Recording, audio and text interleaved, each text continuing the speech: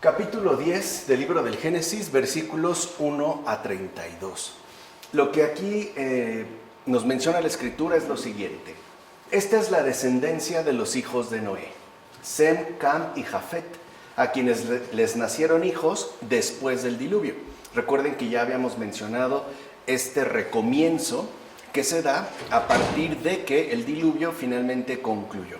¿No? Hay un restablecimiento integral de la creación en su conjunto para que la humanidad pueda seguir adelante. Y aparte, con una mayor explicitación del fundamento que la sostiene y que es la salvación, la redención. Bueno, entonces serían hijos de Jafet: Gomer, Magog, Madai, Yaván, Tubal, Mesec y Tirás. Hijos de Gomer: Ascanaz, Rifat y Togarma. Hijos de Yaván: Elisá, Tarsis, Quitim y Donadim. Sus descendientes fueron poblando las islas de los gentiles en sus diversos países, cada uno en su nación según su lengua y linaje. Hijos de Cam: Cus, Misraim, Put y Canaán. Hijos de Cus: Seba, Javilá, Sabtá, Ramá y Sabteca. Hijos de Ramá: Sabá y Dedán. Cus engendró a Nimrod, que fue el primero que alcanzó fama de aguerrido en la tierra. Él fue un aguerrido cazador delante del Señor.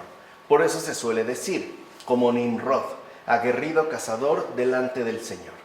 Al principio formaban parte de su reino Babel, Erec, Acar y Calné, en el país de Sinar. De este país salió Asur, que edificó Nínive, Rehobot Ir, Calaj y Resen, entre Nínive y Calaj. Aquella es la gran ciudad. Misraim engendró a los luditas, anamitas, leavitas, naftujitas, patrucitas, caslujitas y caftoritas, de donde proceden los filisteos. Canaán engendró a Sidón, su primogénito, y a Het, al Jebuseo, al Amorreo y al Girgaseo, el Jebeo, al Arqueo y al Cineo, al Arbadeo, al Semareo y al Jamateo. Más tarde se dispersaron las estirpes cananeas. El territorio de los cananeos abarcaba desde Sidón en dirección a Gerar hasta Gaza, y en dirección a Sodoma, Gomorra, Admá y Seboim, hasta Laza. Hasta aquí los hijos de Cam, según sus linajes y lenguas, por sus países y naciones. También le nacieron hijos a Sem, antepasado de todos los hijos de Eber y hermano mayor de Jafet. Hijos de Sem: Elam, Asur, Arpaxad, Lud y Aram. Hijos de Aram: Uz, Hul, Geter y Mas. Arpaxad engendró a Selah, y Selah engendró a Eber. A Eber le nacieron dos hijos. Uno se llamaba Peleg, porque en sus días se dividió la tierra. Su hermano se llamaba Yoctán. Yoctán engendró a Almodad, Selef, Gesarmabet, Yerach, Adoram, Usal, Diclá, Obal, Abimael, Seba, Ofir, Javilá y Yobab. Todos estos fueron los hijos de Yoctán. Ellos habitaron desde Mesá en dirección a Sefar hasta los montes de Oriente. Hasta aquí los hijos de Sem, según sus linajes y lenguas, por sus países y naciones. Estos son los linajes de los hijos de Noé, según sus genealogías y naciones. A partir de ellos se extendieron los pueblos por la tierra después del diluvio. Entonces, de entrada, lo que aquí ya vemos es la extensión que ya ha alcanzado la población humana sobre la tierra. Por eso se hace tanto énfasis en los linajes, ¿no?, en los países y las naciones que se fueron conformando poco a poco. Quiere decir que este restablecimiento de la creación, ¿no?, apuntaba justo a una extensión sumamente amplia de la población humana sobre la tierra. O sea, no se había dado pues una restricción con respecto al repoblamiento de la tierra, sino que por el contrario, esta misma extensión parece alcanzar dimensiones sumamente amplias. Ya en Génesis 9, versículo 19, se decía que la tierra se iba poblando a partir de los 3 hijos de Noé. Cosa que ahora, es decir, ya en este capítulo 10, queda confirmado en su respectiva concreción. No recuerden que dentro de la exposición de la Escritura no todo es ni lineal ni cronológico, sino que tiene que ver con la exposición temática que se va desarrollando según sus diversos niveles y según también sus respectivas dimensiones. Entonces lo que vemos es que aquí se pretende comunicar que cada pueblo tiene una tierra asignada por Dios y por lo tanto debe tomar posesión de ella, que es justo lo que se transmite con el término sometedla. O sea que lo que vemos es que la tierra en su conjunto es heredad de las naciones dada por Dios. Hay una indicación pues de que las naciones también tomen posesión de la respectiva tierra que Dios mismo les ha asignado. Por eso el pueblo siempre va a estar en relación con una determinada tierra. O sea, también esto implica que cada pueblo va a arraigar en el suelo que efectivamente le corresponde. Eso es parte pues de su heredad. Podemos decir entonces que la tierra en su conjunto, el mundo pues, como hoy le llamamos, no es una propiedad privada de una nación en particular, sino que cada nación efectivamente está llamada a tomar posesión de esta. De hecho, hasta la fecha, la división que hoy vemos en países tiene que ver precisamente con esta indicación dada por Dios. El hecho de que cada pueblo, en términos de nación, o a cada pueblo, mejor dicho, en términos de nación, le corresponde un determinado territorio. Y como bien sabemos, a lo largo de los siglos, conflictos sumamente sangrientos e incluso sumamente dañinos para las relaciones interhumanas han sido a partir de la cuestión de la tierra. Ya sea porque una nación le quita territorio a otra o porque la otra, ¿no?, busca apropiarse de otros espacios, de otros terrenos, literalmente, que en principio no le corresponden. Pues bien, ya en Génesis 10, los descendientes de Sem, Cam y Jafet llegan al número 70. Y esto es importante, porque esta indicación expresa la totalidad de las naciones que ahora llenan la tierra. O sea, quiere decir que aquí está representada de manera simbólica toda la descendencia humana que se ha conformado a partir del acabamiento del diluvio. O sea, se está hablando pues de la humanidad en su conjunto.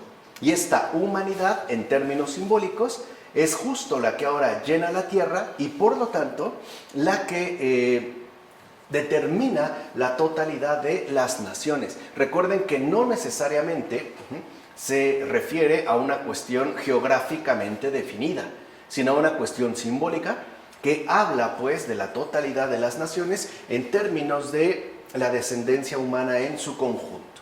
Ahora, este número de 70, que expresa totalidad, acabamiento, cumplimiento, etc., este número se obtiene a partir de contar todos los nombres, que son bastantes, como ahorita escuchamos, ¿no? Contamos todos los nombres que aparecen en este capítulo, menos a Noé y a sus 3 hijos. Y si contamos a Sidón, solamente una vez. Entonces se obtiene este número de 70. Ahora bien, en Génesis, es decir, mucho más adelante, como ya veremos en el capítulo 46, versículo 27, y en el libro del Éxodo, capítulo 1, versículo 5, Israel estaba formado por 70 personas.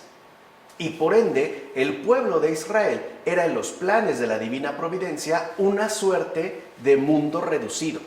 Es decir, una humanidad total cuya realización en cuanto tal, en cuanto pueblo sobre esta tierra, dependerá por completo de Dios mismo y no de la tierra que lleguen a poseer. Entonces lo que vemos es que la totalidad de las naciones conforman, digamos, ¿no?, esta plenitud de la descendencia humana. Y el pueblo de Israel, a su vez, va a formar una especie de mundo reducido, que implicará también un mundo en sí mismo, ¿no?, involucrado con las demás naciones, pero a la vez distanciado de estas. En primer lugar, en relación a la tierra. Porque a diferencia de las demás naciones, ¿no?, el pueblo de Israel no va a estar precisamente ligado a una tierra definida, como de hecho sigue ocurriendo en la actualidad. Por eso se habla, por ejemplo, de la diáspora, ¿no? O el hecho de que sabemos que en cualquier parte del mundo prácticamente podemos encontrar en mayor o menor medida ciertas comunidades judías. Y no necesariamente estarían remitidas a una tierra en particular. Cosa que, como sabemos, trajo conflictos desde finales del siglo XIX con el movimiento sionista, que apelaba a la recuperación de la tierra de Israel, o sea, de lo que se conoce como Palestina, y que hoy sabemos incluso, ¿no?, ha generado conflictos bélicos y una cantidad inmensa de muertes. Bueno, por eso entendemos el acontecer histórico, es decir, real, tanto de la heredad de las naciones como del propio pueblo de Israel. Y esto es importante porque entonces el pueblo de Israel ya desde el principio va a quedar contrastado, es decir, diferenciado con respecto al resto de las naciones. O sea, hay ya una diferenciación que, como es evidente para cualquiera, se sigue conservando hasta este momento.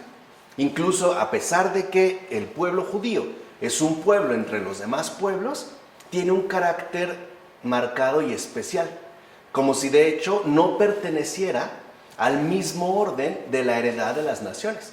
O sea, como si no formara parte, al menos no de manera evidente, de la descendencia humana, ¿no? O sea, sí tienen pues un carácter definitorio de contraste que los mantiene hasta cierto punto como aparte, incluso en sus prácticas, ¿no?, en sus formas de vida y sobre todo en la manera en la que han desarrollado o se ha desarrollado su propio acontecer histórico.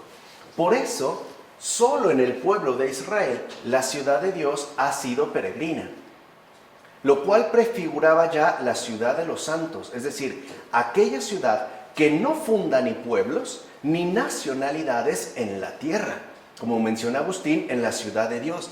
Y esto es muy importante, porque esta ciudad de los santos, ¿no?, la ciudad de Dios, como de hecho le va a llamar el propio Agustín, correspondería al pueblo mismo conformado por los hijos de Dios y que remitiría, al menos en un sentido más profundo, es decir, espiritual, a la propia constitución de la iglesia, es decir, de la iglesia del Señor. Y por eso es tan importante entender que en este caso, esta ciudad se mantiene a sí mismo peregrina, es decir, no está vinculada a una tierra en particular y tampoco está llamada a conformar una nacionalidad ciertamente definida, porque lo que aquí está de por medio es la universalidad que de hecho le corresponde. Es más, en el caso, por ejemplo, ya de la Iglesia del Señor, lo que sabemos es que está en tanto ciudad peregrina, ¿no?, hunde sus raíces no en la tierra, sino en el cielo, que además es una imagen que el propio Agustín nos transmitió. Agustín decía que la iglesia no tiene es como un árbol, pero a diferencia de las ramas, lo que tiene la iglesia son las raíces. Está enraizada arriba, en lo alto, es decir, en este caso, en el cielo. Y por eso no puede quedar remitida a una dimensión geográficamente particular, ni siquiera terrenalmente específica. O sea, en este caso, digamos, la ciudad de Dios, en tanto peregrina, lo mismo que en un principio el pueblo de Israel, no está llamada a fundar una nacionalidad particular que incluso estuviera, por decirlo así, al mismo nivel que las otras nacionalidades que conforman el resto de los pueblos, ¿vale? Aquí estaríamos en este, digamos, primer acercamiento. Por otra parte, lo que también llama la atención es que a pesar de tantos nombres que han sido mencionados, el nombre de Nimrod adquiere una mención especial. Incluso, ¿no?, se le da una caracterización precisa y se le señala de una manera particular. Y esto tiene un motivo. Porque Nimrod, o de hecho, digamos, se considera que fue él el primero en gobernar a las personas. O sea, en este caso, Nimrod sería el primero que aparece como un gobernante de los demás seres humanos. Con Nimrod aparecería pues lo que hoy llamaríamos el ámbito político o el poder político. Y es interesante también de contrastarlo y entender el porqué. En efecto, Nimrod comenzó a ser poderoso en la tierra porque fue el primero que impuso la norma de los tiranos en el poder. De hecho, reinó en Babilonia, la cual fue llamada Babel, ya que los que edificaban la torre en aquel lugar confundieron las lenguas. Babel, en efecto, significa confusión. Eso significa Babel. Y asimismo reinó en Arak, o Erec, que ahora se llama Nísibe, que más tarde se llamaría Seleucia por el rey Seleuco, como menciona Jerónimo en su libro de las cuestiones hebreas sobre el Génesis. Y esto es interesante, o sea, ahí se da el señalamiento que al mismo tiempo que se da esta expansión de la descendencia humana, la heredad de las naciones vinculadas a una tierra, aparece Nimrod como el primero que va a imponer un tipo de gobernanza netamente terrenal. O sea, lo que hoy llamaríamos una subyugación, ¿no?, en términos de tirano, de sus demás congéneres. O sea, aparecerá pues ya como una figura de poder en términos netamente políticos. Incluso vemos cómo es el primero pues que instituye un tipo de gobierno que implicará subyugar a sus demás congéneres. Sin embargo, también Nimrod, por recaer en la imitación de su antepasado común y no haber utilizado las ventajas de su naturaleza como era debido, recayó a su vez en otro tipo de esclavitud. Vean, o sea, lo que hace es esclavizar a los demás. Y eso es cierto. Por ejemplo, hoy los que tenemos que pagar impuestos es una esclavitud legal, pero es esclavitud. No se te da la opción. Estás obligado a. Incluso, ¿no?, la propia gobernanza se puede traducir en términos de una especie de esclavitud ciudadana, la cual asumes compromisos que no son otra cosa más que obligaciones de orden político. Y tan son obligaciones que si estas no se cumplen, en consecuencia recibirás sanciones, por no decir castigos. Hoy le llaman multas, pero sigue siendo un castigo. O sea, es parte de esta esclavitud. Ahora, Nimrod esclaviza a los demás, los tiraniza, por eso se le llamaba en estos términos, ¿no?, de tirano. No obstante, él mismo va a caer en otro tipo de esclavitud. Y es algo que le sucede a cualquier gobernante en cualquier lugar del mundo hasta esta fecha. Tal esclavitud consistió en empeñarse en ser rey soberano, ya que no podías ser rey si no hubieras súbditos. Así pues, esta es más bien una libertad aparente, el poder político. El poder político se presenta como una libertad ejecutora, ¿no?, como un poder, ¿no?, que nos brindaría al menos la posibilidad de hacer mil y un cosas, justas e injustas. Pero sería una especie de espacio abierto para hacer mil y un tonterías, ¿no?, o mil y un reformas. Bueno, pero es libertad aparente, porque de hecho es la más penosa esclavitud en el orden de la libertad, ya que dicha soberanía consiste en subyugar seres libres. Y así es como hoy se sigue manteniendo la cuestión política, en términos de subyugación de seres libres. Por ejemplo, en tu casa, por mencionar un ejemplo muy común, tú puedes hacer prácticamente lo que puedas, o lo que esté a tu alcance. Por ejemplo, te podrías sentar a desayunar desnudo, no así en un restaurante, por ejemplo. Porque es parte, digamos, de esta subyugación que impone, repito, limitaciones y sanciones. Incluso, digamos, se va a manifestar como un sistema ciertamente opresivo. Tan opresivo que, dadas ciertas circunstancias, se puede ver amenazado en su permanencia por aquellos mismos que han permitido este tipo de subyugación. Al menos también en términos de una libertad aparente. Dice, y mira qué ambición más grande produce tal esclavitud, es decir, el poder político. Mira pues cómo el vigor del cuerpo no se atiene a sus propios límites, sino que siempre deseando más y más, se vuelve incluso ambicioso de gloria. Así Nimrod, pues no solo subyugaba seres libres con el fin de presidirlos. Vean, de ahí se deriva la palabra presidente. Esa es la presidencia. sino que incluso construía ciudades con el fin de mandar también sobre los enemigos. Ahí se ve la ambición. O sea, no solo Nimrod, en tanto gobernante político, no en tanto tirano, se limitaba a subyugar a aquellos que tienen más a su alcance, o sea, su propio pueblo, sino que incluso se afanó en construir ciudades para que estas ciudades se convirtieran a su vez en medios de sometimiento de otras naciones. O sea, lo que vemos, ¿no?, como lo menciona Juan Crisóstomo, estas homilías sobre el Génesis, es que si bien es cierto que la descendencia humana alcanzó una extensión extraordinaria, literalmente, asimismo empezaron a surgir otro tipo de problemáticas, y de las cuales, de hecho, no hemos podido prescindir. Por ejemplo, sabemos, ¿no?, que hay países que tienen esta ambición de subyugar incluso a naciones extranjeras. Básicamente, ponerlas al servicio de sus propios intereses.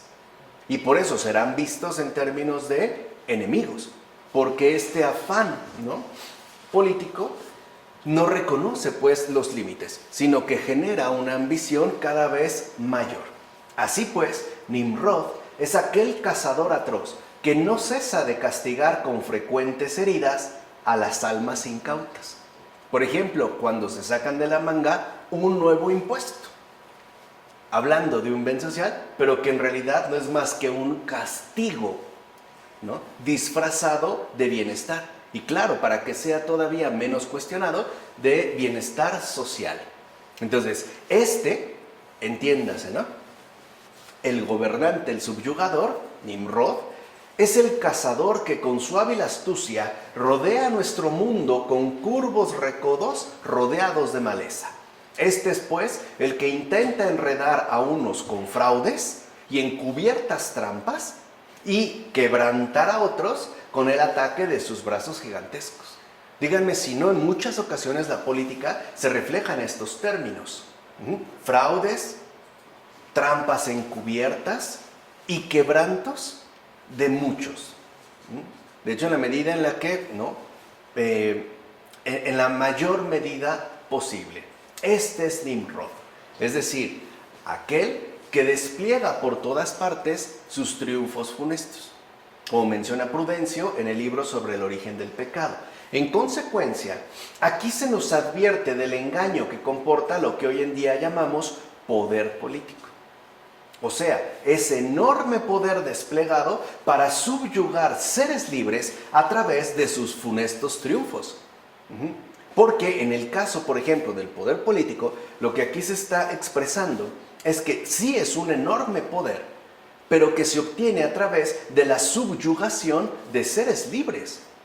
Y en la medida en la que estos seres libres sean más subyugados, es decir, en la medida en la que esto que llamamos poder político obtenga cada vez mayores triunfos, evidentemente funestos, mayor entonces será el poder que irá adquiriendo de manera tanto intensiva como extensiva, ¿no? A tal grado que hoy hablamos incluso de grandes potencias mundiales, o bien unas que lo son y estarían en peligro de dejar de serlo, otros que están a punto de llegar quizá a tal estatus, y quizá algunos que, bueno, aunque no lo logren, no pierden al menos la ambición de llegar a ser de esta manera.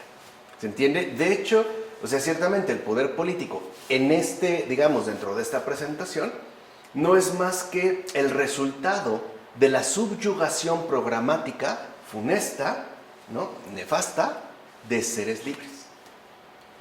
El hecho incluso lo podemos ver como en las regulaciones ordinarias que tenemos que asumir en nuestra vida cotidiana. De repente uno se preguntaría, ¿por qué no puedo hacer esto y aquello?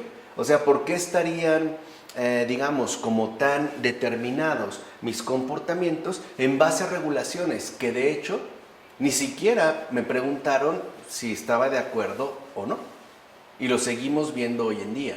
Por ejemplo, en la actual crisis que atravesamos, hay muchas empresas, por no decir casi la mayoría, que despliegan también este poder, ¿no?, de subyugación a través de, por ejemplo, incrementar el precio de las respectivas mercancías que ofrecen. para no disminuir las ganancias programadas para este año, es decir, antes de la pandemia, ¿no? Hablemos claro. Eso no les interesa tomar en cuenta que haya personas que quizá no tienen ya los recursos suficientes o por lo menos los ingresos que tenían antes del confinamiento. No importa, con tal de mantenerse siempre dentro de un estatus de poder que se vaya desplegando, ¿no? De mil y un maneras. Bueno, por último entonces, tengamos en cuenta lo siguiente. Eber, de quien descienden los hebreos, en virtud de una profecía, puso a su hijo el nombre de Peleg, que significa división. Pues por su culpa se dividieron en Babilonia las lenguas por aquellos días. Como menciona Jerónimo en el libro de las cuestiones hebreas sobre el Génesis. Entonces vean, Babel es confusión. Pero esta confusión, como aquí también se indica, está o resulta inseparable a su vez de la división, que en este caso estaría conformado o estaría más bien dada a partir de lo que hiciera Peleg, hijo de Eber, descendiente precisamente de los hebreos. Porque vean, y aquí es donde podemos expresar este contraste importante. Al inicio dijimos que el pueblo de Israel había quedado contrastado de las demás naciones en tanto un pueblo gobernado por Dios, no un pueblo gobernado por cualquier tirano. O sea, no presidido pues por otro ser humano y además lleno de ambición. ¿Qué es aquí entonces lo que ha ocurrido? En lugar de mantenerse pues dentro de esta línea asignada, tal pareciera que con el hijo de Peleg, es decir, hijo de Eber, ¿no?, del cual descienden los hebreos, también se busca dividir y establecer o afanarse, ¿no?, en poder alcanzar el estatus de una nación más entre las demás naciones. Por ejemplo, teniendo un rey poderoso. Por eso en la Biblia se va a hablar también del libro de los reyes. Y cuando aparecen los profetas, una y otra vez estarán insistiendo precisamente en que la verdadera gobernanza del pueblo no puede ser idéntica a la gobernanza de las demás naciones. O sea, no pueden pues vivir según los condicionamientos establecidos vía los poderes terrenales, sino que tendría que haber justamente una diferenciación marcada. Entonces, lo que era, digamos, una cuestión de ejemplo, a su vez, ¿no?, o de contrastación importante o fecunda, aquí parece romperse y generarse entonces más bien una especie de ruptura. Y eso es importante, porque no se trata de romper, se trata de ejemplificar. Hoy en día, al parecer, no se da esta ejemplificación, por ejemplo, en el caso del pueblo judío, sino esta división. Incluso esta especie de división marcada, ¿no? El hecho de no tener incluso como una relación con los demás. Entonces pareciera que se ha perdido al menos la asignación de manera inmediata, aunque el Señor sabemos que nunca cambia, ¿no?, lo que ha instituido, porque lo hace bien de una vez y para siempre. Sí, el acento ha cambiado. O sea, en lugar de ver ahí en el pueblo de Israel un ejemplo, pareciera que entonces lo que vemos ahí es un contraste, ¿no?, que nos llevaría a una especie de división, ¿no?, a una especie de alejamiento, pues, ¿no? Así, ya con ello, si lo ven en el capítulo 10, es, digamos, los temas que ciertamente ha desarrollado y en los cuales se concentra, y así llegamos al último capítulo de esta sección, que puede ser a su vez, ¿no?, reconocida de cierta manera como independiente, aunque en relación con todo lo que vendrá después. Es decir, el libro del Génesis, en general, está constituido por dos grandes elementos, que, insisto, conforman una unidad, pero que sí pueden ser diferenciados entre sí. La primera parte, por decirlo así, remitiría a los capítulos 1 a 11 en su conjunto. Y el segundo elemento estaría dado por los capítulos 12 a 50. Son los dos elementos que se dan. Entonces, una vez que aquí ya se mencionó, digamos, este rasgo distintivo, ¿no?, y cómo es que han estado sucediendo las cosas en esta tierra después del diluvio, se pasa a este último capítulo que va a resultar importante, porque por un lado resume, ¿no?, a su modo, a su estilo, todos los capítulos anteriores. Digamos que es una especie de conclusión, pero al mismo tiempo abre, permite aquello que aparecerá después. Es decir, en lo que se ha mencionado de los capítulos 12 a 50. Veamos entonces qué nos dice este capítulo 11, los versículos 1 a 9. Por aquel entonces, toda la tierra hablaba una sola lengua y con las mismas palabras. Al desplazarse desde Oriente, encontraron una vega en el país de Sinar y se establecieron allí. Entonces se dijeron unos a otros: vamos a fabricar ladrillos y a cocerlos al fuego. De esta forma, los ladrillos les servían de piedras y el asfalto de argamasa. Luego dijeron: vamos a edificarnos una ciudad y una torre cuya cúspide llegue al cielo. Así nos haremos famosos, para no dispersarnos por toda la faz de la tierra. Bajó el Señor a ver la ciudad y la torre que los hijos de los hombres estaban edificando, y dijo el Señor: forman un solo pueblo, con una misma lengua para todos, y esto es solo el comienzo de su obra. Ahora no les será imposible nada de lo que intenten hacer. Bajemos y confundamos ahí mismo su lengua, para que ya no se entiendan unos a otros. De esta manera, desde allí el Señor los dispersó por toda la faz de la tierra y dejaron de construir la ciudad. Por eso se le denominó Babel, porque allí el Señor confundió la lengua de toda la tierra, y desde allí el Señor los dispersó por toda la faz de la tierra. Quizás uno de los pasajes al menos más comentados, ¿no?, o conocidos. El famoso pasaje que apelaría a la torre de Babel, ¿no? Y ya tenemos a lo mejor una cierta imagen, ¿no?, dada de este episodio. Pero vamos a indagar a fondo qué es lo que ahí realmente se encuentra. En primer lugar, aquí se menciona lo siguiente: los seres humanos quieren vivir en una gran ciudad terrenal construida por ellos mismos, en lugar de dirigirse a su verdadera patria celestial. ¿Se dan cuenta la continuidad con el capítulo 10? Cuando les puse el ejemplo de la ciudad de Dios, que de acuerdo con Agustín está enraizada en el cielo y no en esta tierra, hay entonces un desvío. Ahí está lo que yo les había dicho en base a esta especie de desviación. Porque ahora, en lugar de dirigirnos, ¿no?, hacia la patria celestial, o sea, hacia el encuentro con el Padre, parece que nos aferramos a construir una especie de ciudad propia en la cual supuestamente alcanzaremos todas nuestras humanas metas y por ende se cumplirán todas nuestras humanas expectativas.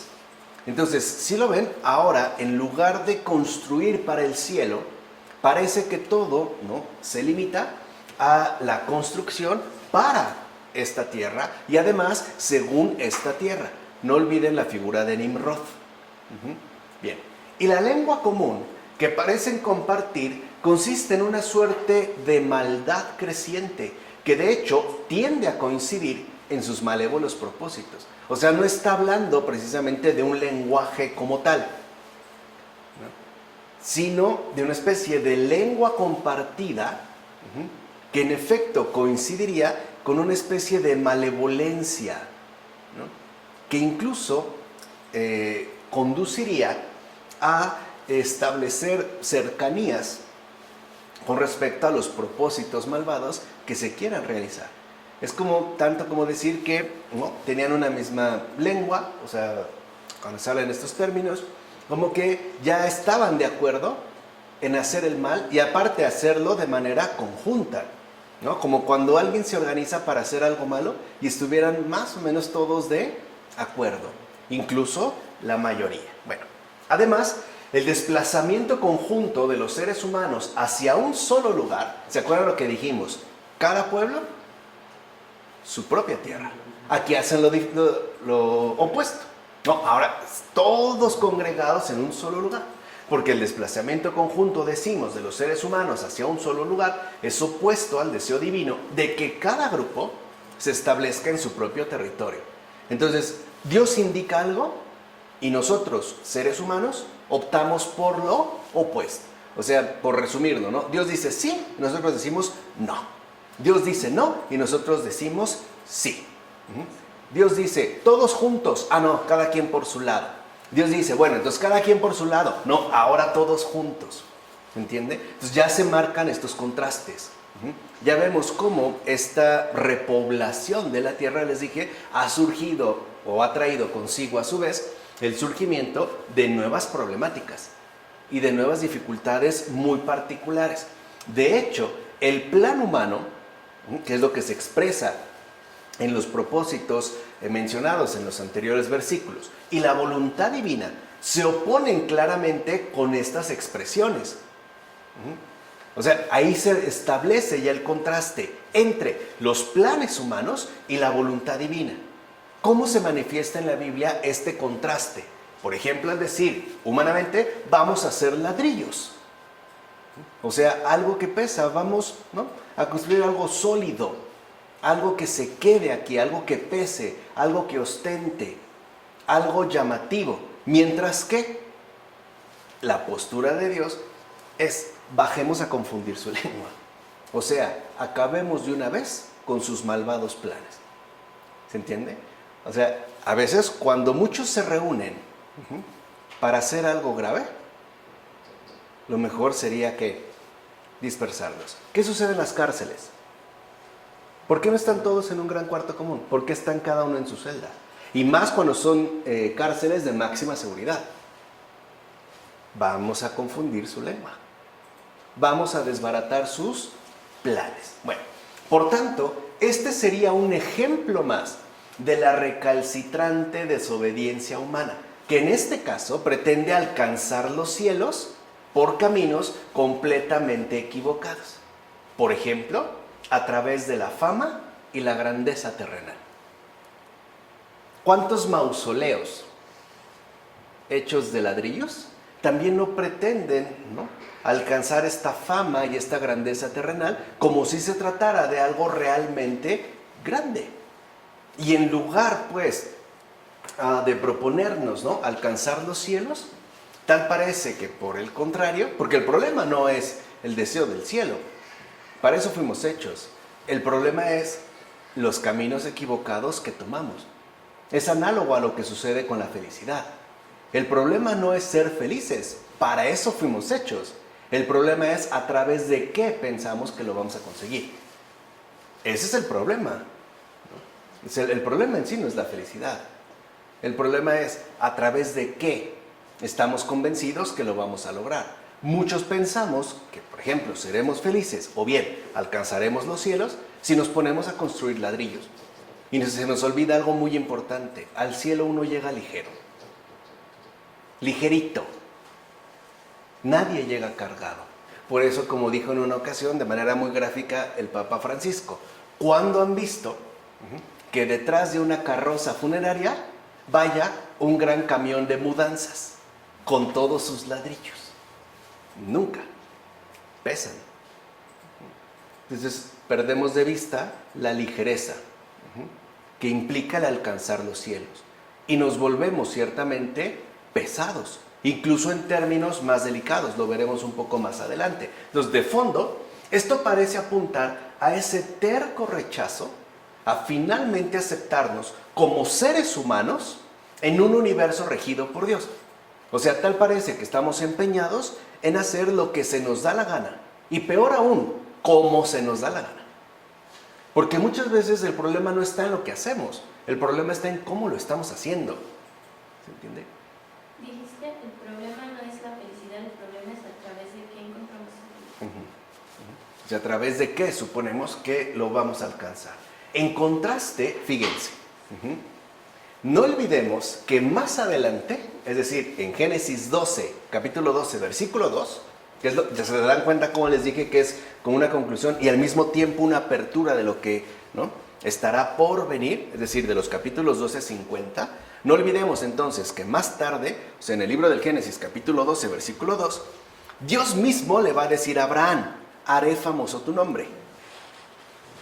¿Se dan cuenta de la diferencia? O sea, en este primer momento, ¿no? La humanidad quiere alcanzar la fama por cuenta propia, cuando es Dios quien nos quiere dar este alcance, esta dimensión. Así pues, de manera negativa, puede decirse que la confusión de la lengua apunta al debilitamiento del orgullo humano. Y sí es cierto, porque a veces incluso para ponernos de acuerdo es tremendamente difícil, por una simple razón, porque cada uno de nosotros, humanamente, quiere hacer lo que se le da la gana. Cada uno. O sea, pareciera pues, ¿no? El orgullo humano siempre es como impositivo. O sea, me gustaría o quisiera que todos los demás se sometieran a mí. Entonces, aquí se da de manera negativa este debilitamiento del orgullo humano. Pero de forma positiva es aquello que promueve la humildad. Que eso es algo importante. O sea, el recurrir a Dios para llevar a cabo nuestros respectivos planes. Quiere decir que entonces nos confunde, rompe este afán de alcanzar el cielo por medios humanos, para que al no estar disponibles, ¿no? Al quedar silenciada o por lo menos cortada esta posibilidad, en humildad nosotros nos dirijamos al Señor para que se realicen nuestros más profundos deseos. ¿Se entiende? O sea, de manera negativa, claro, ¿no? Hay un debilitamiento del orgullo humano. Pero de manera positiva, esto es justo, digamos, la gran lección de humildad. Y eso es algo que el Señor sigue aplicando hasta estos días. Por ejemplo, a veces humanamente hablando, ante una dificultad, o mejor aún, ante una gran dificultad, podemos estar absolutamente convencidos de que si yo no la puedo resolver, alguien que yo tengo en la mira me va a sacar de ese apuro. Y pretendo juntarme, vamos a construir ladrillos. Pero resulta que a la hora de la hora me mandó al carajo. No me ayudó. Confundió la lengua. Y esto es un debilitamiento del orgullo. Primero, porque las cosas no se van a resolver según tu propio proceder. O sea, según tu propia voluntad. Y segunda, la humildad de que en efecto la opción que nos queda de manera patente ante una circunstancia así es Dios mismo. Sería la parte positiva, es decir, su manifestación. De hecho, como dijera este gran escritor George Bernanos, al hablar de la esperanza cristiana, decía que la verdadera esperanza cristiana es una desesperación superada. O sea, es la anulación de todo lo terreno, esa es la desesperación, pero superada por la aparición, ¿no? de Dios mismo, es decir, por su salvación, de la manera que sea. En consecuencia, Dios quiere ser siempre nuestro apoyo y nuestra guía, es decir, nuestra más esencial realidad. En efecto, mira cómo la naturaleza humana no soporta quedarse dentro de sus límites, sino que, ansiosa de más, siempre está deseando cosas mayores. De hecho, es esto lo que pierde mayormente al género humano. Vean, es esto lo que pierde mayormente al género humano, a saber, que no quiere reconocer la medida de su propia naturaleza y por ende siempre está ansiando cosas mayores, es decir, fantaseando con lo que está por encima de su valía. De ahí pues que quienes se sienten arrebatados por los asuntos mundanos, en cuanto se rodean de riqueza y poder, como si se olvidaran de su propia naturaleza, quieren ser alzados hasta una altura tal que finalmente vienen a hundirse en lo profundo. Cualquiera puede ver que esto acontece cada día, sin que ni así entren en razón los demás. Y es cierto, ¿cuántas cosas no suceden y no nos sirven para nada, ¿no? Al contrario, quizá los demás se detienen durante un breve tiempo, pero pronto se olvidan de lo sucedido y de nuevo se encarrilan por el mismo camino nefasto que aquellos. Y por tanto, terminan hundiéndose en el mismo precipicio. Es esto justamente lo que sucedió cuando los seres humanos se desplazaron desde Oriente y emigrando abandonaron por tanto su primera morada, como afirma Juan Crisóstomo en sus homilías sobre el Génesis. O sea que al abandonar nuestra primera morada celestial, lo que finalmente encontramos es el hundimiento, o sea, la confusión. El hecho de quedar plenamente como extraviados. El hecho de quedar plenamente confundidos, el no saber justo, ¿no?, lo que está sucediendo. Babilonia quiere decir confusión. Y esta fue la ciudad que fundó el gigante Nimrod, ¿no? Ya dijimos, el tirano, el primer tirano. Era de hecho como la metrópoli o la corte del reino, aunque no fue perfeccionada hasta el extremo que se imaginaba la impía soberbia. En efecto, en los planes humanos estaba el hacer una torre extraordinariamente alta, es decir, según su expresión, elevada hasta el cielo. Quizá la torre sería entonces la ciudad de los humanos hinchada de arrogante grandeza, como menciona Agustín en la ciudad de Dios. Hoy alrededor del mundo, no cada ciudad quiere también tener su propia arrogante grandeza, o porque tiene los edificios más altos, o porque tiene los servicios más avanzados, ¿no? Y tiene esta ostentación, ¿no? Esta arrogante grandeza, donde vemos estas ciudades enormemente hinchadas por sus lujos, que incluso nos pueden llegar a deslumbrar. De hecho, después del diluvio, unos hombres soberbios que se empeñan en fortificarse contra Dios, como si para Dios hubiese algo excelso o para la soberbia algo seguro, se construyen una torre para no ser destruidos. Al menos no, si es que de nuevo se repetía otro diluvio.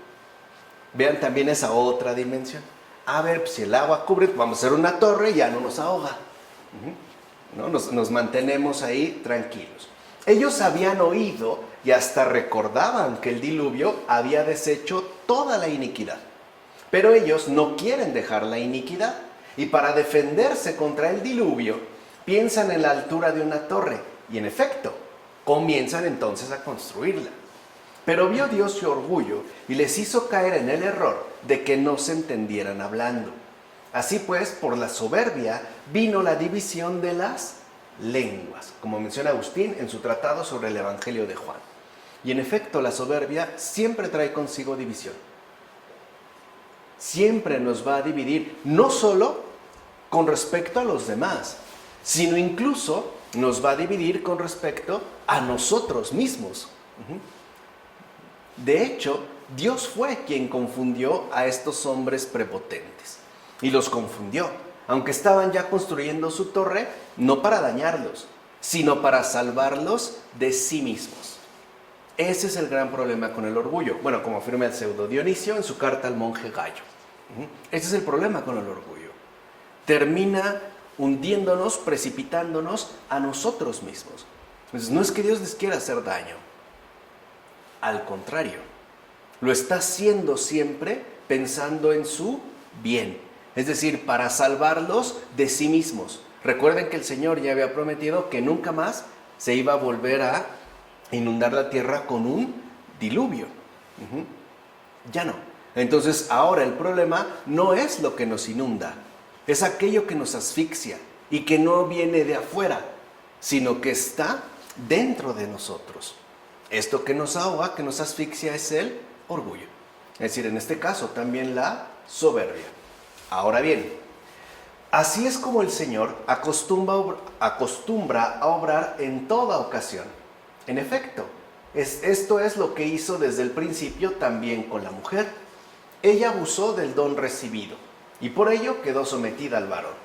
Y a su vez también lo hizo con Adán, puesto que no sacó provecho alguno de su amplia libertad ni del género de vida que llevaba en el paraíso, sino que él mismo por su transgresión se hizo culpable de castigo, Dios lo expulsó del paraíso. Pues bien, también hizo lo mismo con estos. Después de haber sido favorecidos con una misma lengua, ellos utilizaron para su maldad el favor recibido. Y entonces Dios se valió de la confusión de lenguas para detener el ímpetu de su malicia. Como él mismo dice, confundamos su lengua para que ninguno entienda la lengua de su vecino. De modo que, lo mismo que la unidad de la lengua producía la convivencia, ahora la diversidad de lenguas les imponga la dispersión, como menciona Juan Crisóstomo en sus homilías sobre el Génesis. O sea que Dios mismo rompe la vinculación humana según la maldad. Él mismo es quien va a romper la vinculación humana, repito, según la maldad. Y que de hecho, hoy en día, por ejemplo, se está buscando nuevamente una única lengua para todos los pueblos y naciones de la tierra. Una nueva Babel. Que ya no es una Babel construida de ladrillos, sino una especie de Babel virtual. Donde haya una integración plena y se funde entonces, en este caso, una especie de humanidad conectada, absolutamente conectada entre sí, ¿no? Y además con elementos tan simples como un emoji, por ejemplo, o un sticker. Ya no es necesario hablar un idioma, basta con poner, digamos, estos divertidos, ¿no?, elementos que nos ofrecen los dispositivos electrónicos. Bueno, de hecho, si su primer lenguaje no se hubiera perdido, no se habría detenido su arrogante obra. Es decir, la construcción en común de su elevado orgullo. Así pues, con sus nuevas lenguas se hicieron extranjeros entre ellos y por tanto ya no se entendían.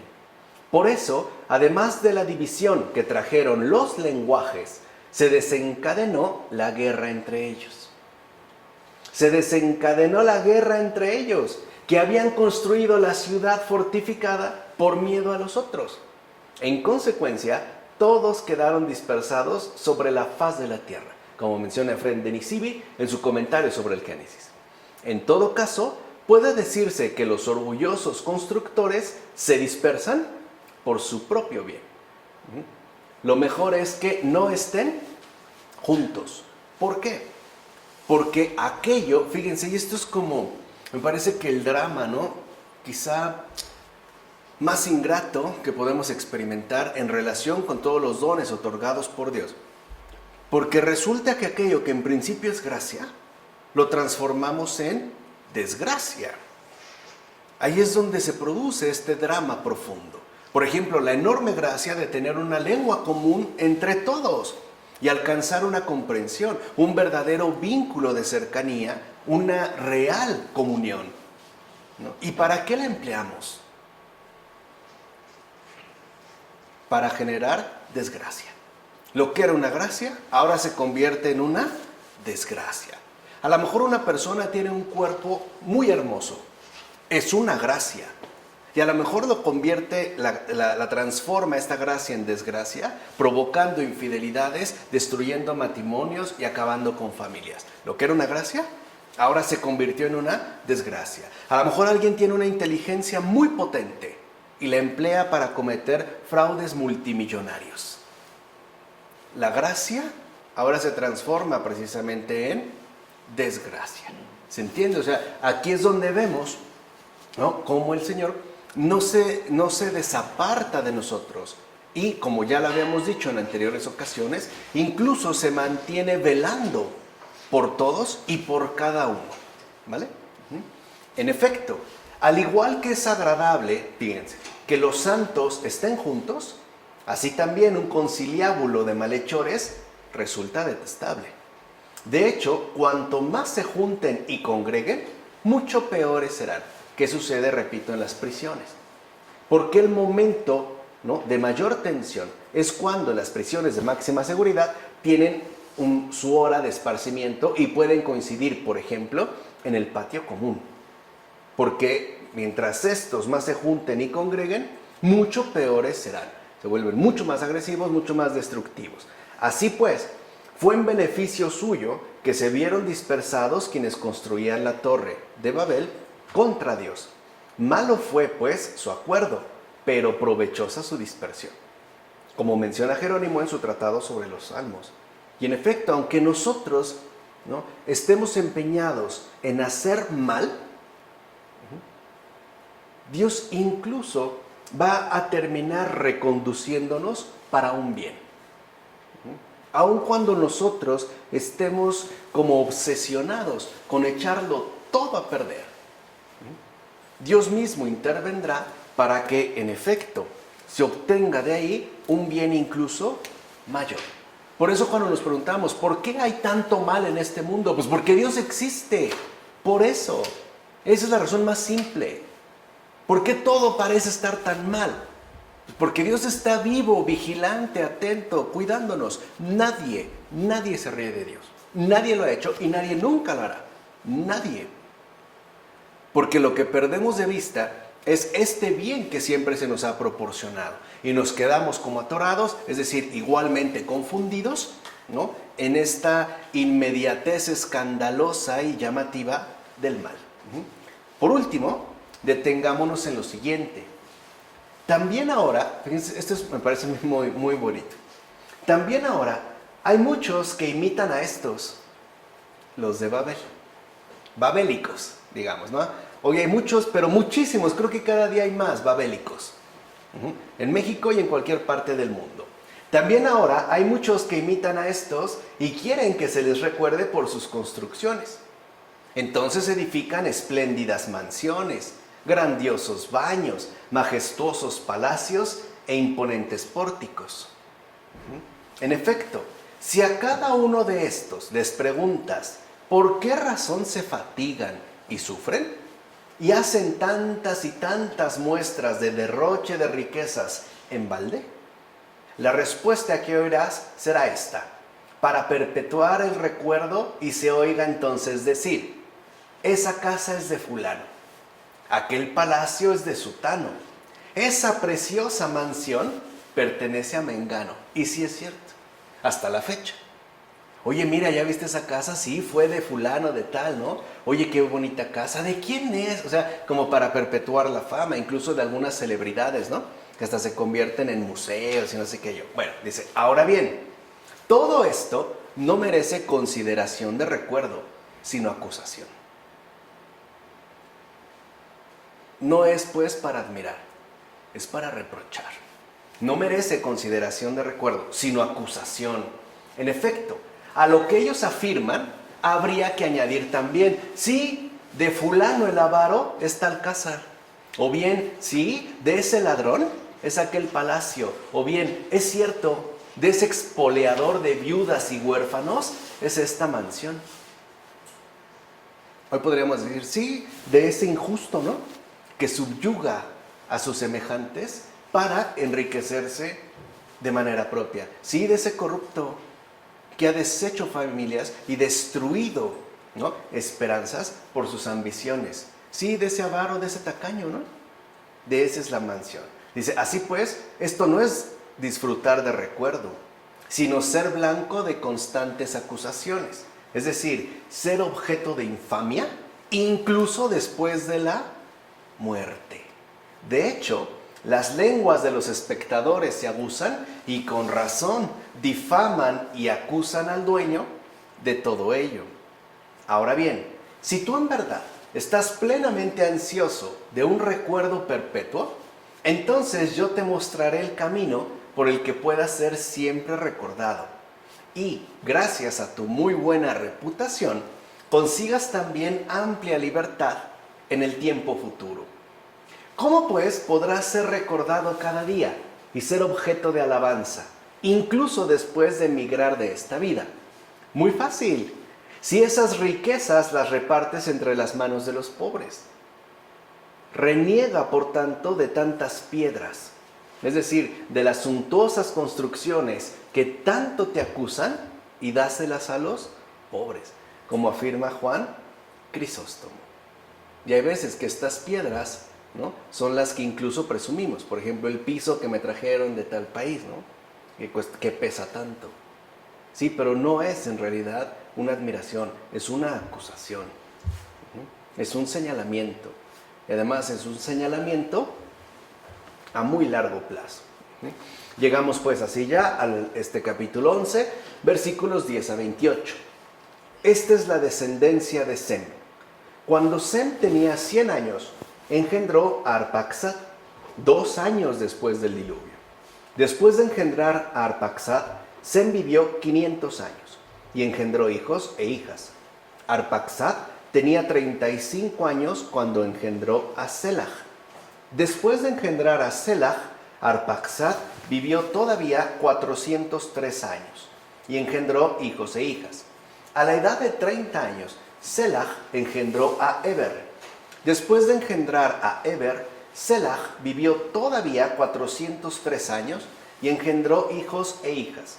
A la edad de 34 años, Eber engendró a Peleg. Después de nacer Peleg, Eber vivió todavía otros 430 años y engendró hijos e hijas. A la edad de 30 años, Peleg engendró a Reú. Después de engendrar a Reú, Peleg vivió todavía 209 años y engendró hijos e hijas.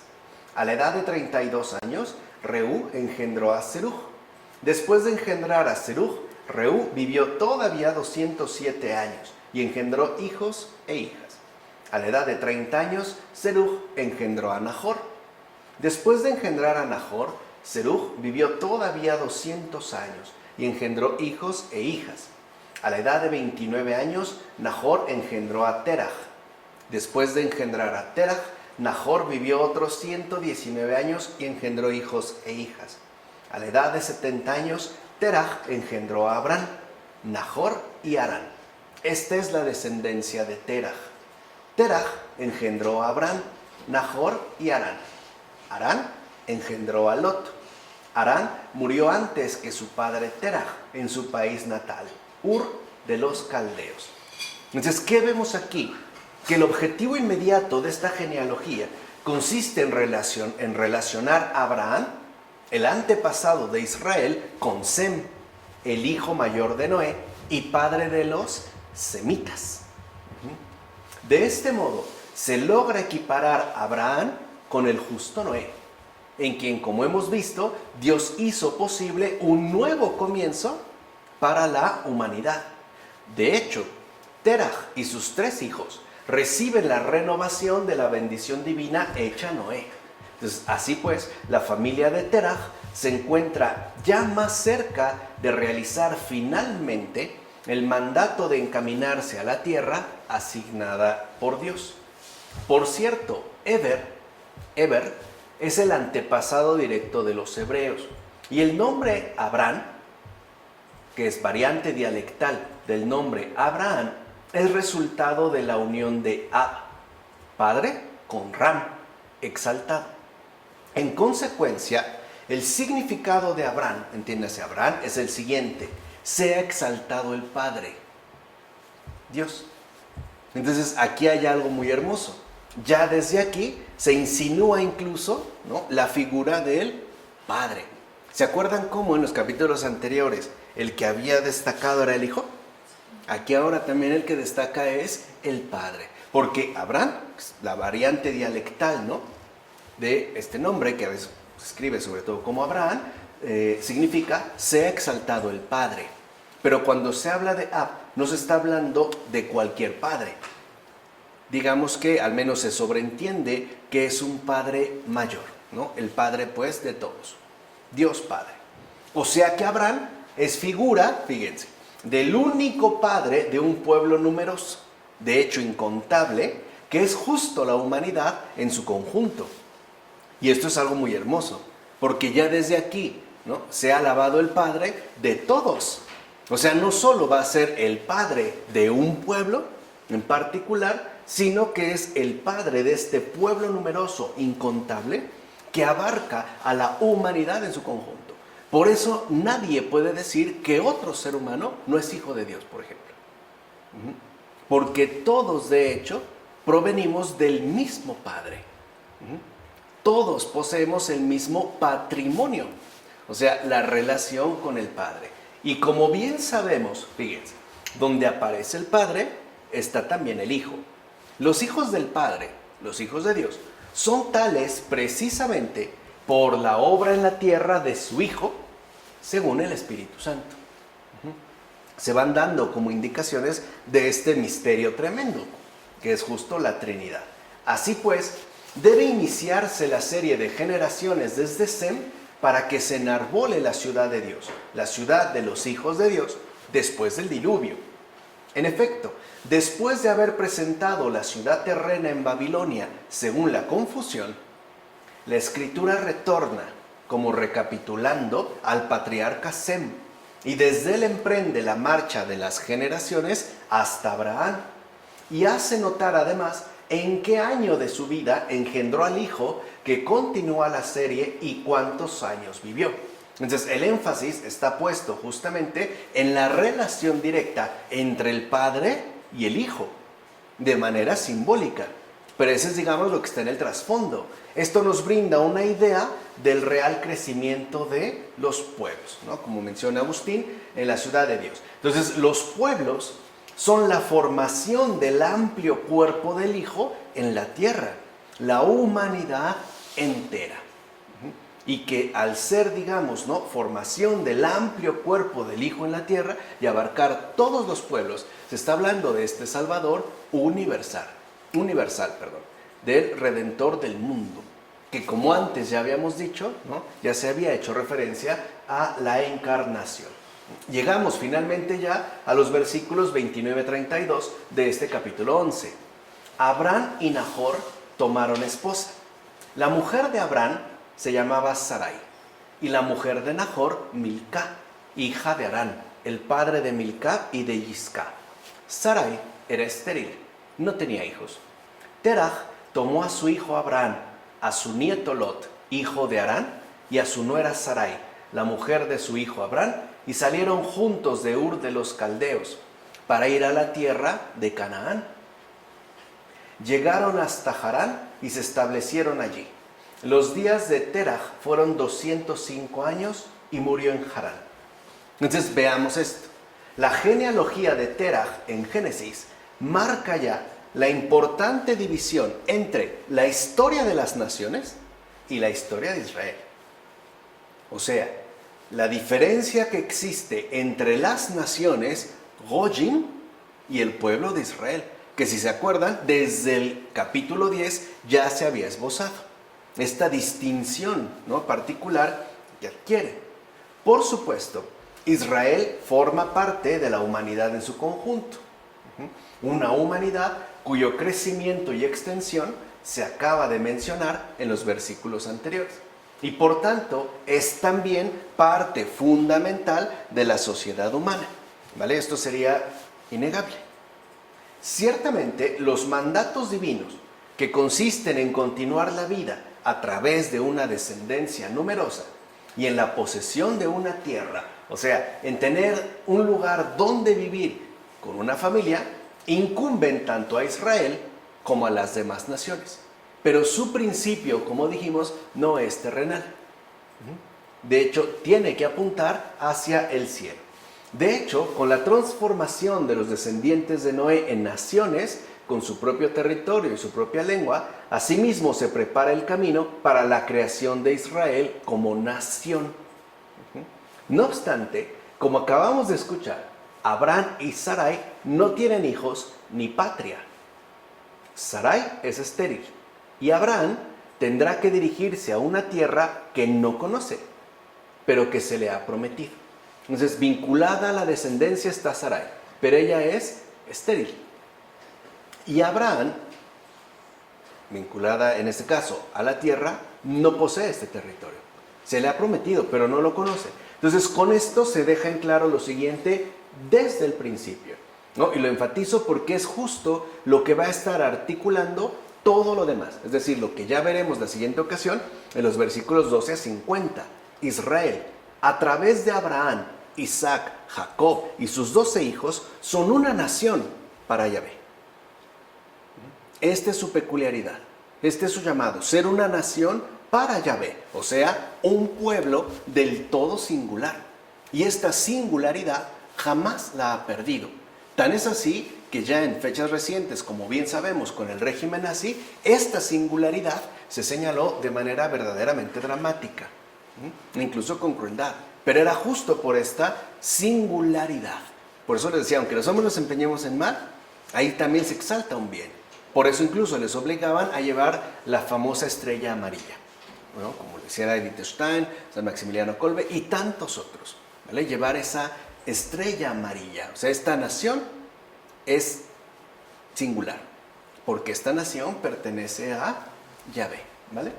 De ahí que Israel posea una distinción peculiar que le conduce a cumplir el mandato divino de una forma diferente al resto de las demás naciones.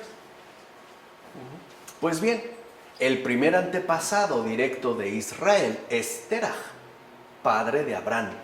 Este último nació en Harán, o sea, Abraham, es decir, en el oriente, lo mismo que todas las demás naciones que posteriormente partieron a su respectiva patria. Por eso Abraham tendrá como tarea llevar a cabo este movimiento de migración hasta poder alcanzar la tierra que le ha sido asignada a Israel por Dios mismo. De hecho, Dios cambiará su nombre tanto a Abraham como a Sarai para dejar en claro que aquello que se ha logrado alcanzar a través de ellos, o sea, la tierra y la familia, descendencia, no es obra suya, sino de él. Porque como ya se aclaró desde el principio, Sarai era estéril y Abraham, literalmente apátrida, sin patria, ¿no? Veamos. Por ser el hijo de un hombre amante de Dios, Dios se le apareció a Abraham y le ordenó emigrar de la tierra de los caldeos. Y cuando Teraj, o sea su papá, lo supo, por amor a su propio hijo, aceptó compartir con él la emigración y llegando a Harán, allí se estableció hasta que abandonó esta vida. Fue hasta ese momento que el patriarca, por mandato de Dios, se trasladó a Canaán. De hecho, Dios no lo hizo dirigirse hacia allá, sino hasta que Teraj murió, como menciona Juan Crisóstomo en sus homilías sobre el Génesis. O sea que Abraham no sigue entonces las órdenes de un ser terrenal, aunque sea su padre, sino que obedece lo mandado por Dios. Y esto es así, porque lo terrenal no está esencialmente enfrentado con lo celestial, sino que se mantienen siempre en mutua cercanía. Aquí lo que se quiere aclarar es que esta obra que se va a realizar en un primer momento en relación al pueblo de Israel no es una obra humana. No tenían, digamos, las condiciones necesarias ni Sarai ni Abraham para llevarlo a cabo. Ahora bien, quizá debamos tomar en cuenta lo siguiente. Resulta que después, cuando Abraham envía a un siervo a buscar esposa para su hijo Isaac, se dice, ¿no? Lo veremos más adelante. Tomó el siervo 10 camellos de los de su señor y llevando consigo toda clase de bienes de su amo, puesto en camino, se fue a Mesopotamia, a la ciudad de Nahor. Pues bien, por este y otros testimonios de la Escritura Sagrada, se prueba que Nahor, hermano de Abraham, salió también del país de los caldeos y fijó su residencia en Mesopotamia, donde de hecho había morado antes Abraham con su padre Teraj. ¿Por qué no menciona esto la Escritura cuando afirma que Teraj salió con los suyos de la Caldea y se estableció en Mesopotamia? Siendo así que ciertamente menciona como sus acompañantes a Abraham, su hijo, a Sara, su suegra, y a Lot, su nieto. ¿Qué otra razón podemos dar sino que tal vez había apostatado Nahor de la religión de su padre y de su hermano, y había dado su nombre a la superstición de los caldeos, y por eso emigró también él, como menciona Agustín en La Ciudad de Dios? Así pues, ¿no?, puede decirse entonces que hay dos maneras de moverse en esta tierra. Y es justo también lo que aquí ya se nos va a poner, ¿no?, de manera mucho más evidente. Una es por pura equivocación, es decir, alejándose del amor de Dios y cayendo, por tanto, en la superstición.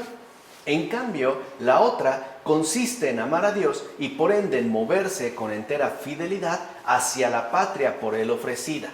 De hecho, aquello que llamamos patria es justo la sede del Padre. O sea, aquello que nosotros llamamos patria es justamente la sede del Padre, es decir, a donde el Hijo quiere llevar a todos los pueblos y naciones. Por eso Abraham, ¿no?, junto a Sarai, está justamente expresando la manera de poder dirigirse hacia esta sede del Padre y por ende cumplir la voluntad del Hijo, llevar allí, ¿no?, a la sede del Padre a todos los pueblos y naciones. que en pocas palabras es justo lo que llamamos cielo. Entonces, esta sede del Padre va a ser aquello que se tenga, digamos, como muy presente o muy en cuenta al momento de dar inicio con los pormenores que corresponden a Abraham hasta terminar en la figura de José. Pero ya hemos visto justamente el por qué, cuál ha sido la base, cuál ha sido el inicio. Por eso ya la siguiente ocasión nosotros comenzaremos a partir del capítulo 12, ¿de acuerdo? En nombre del Padre, del Hijo, del Espíritu Santo.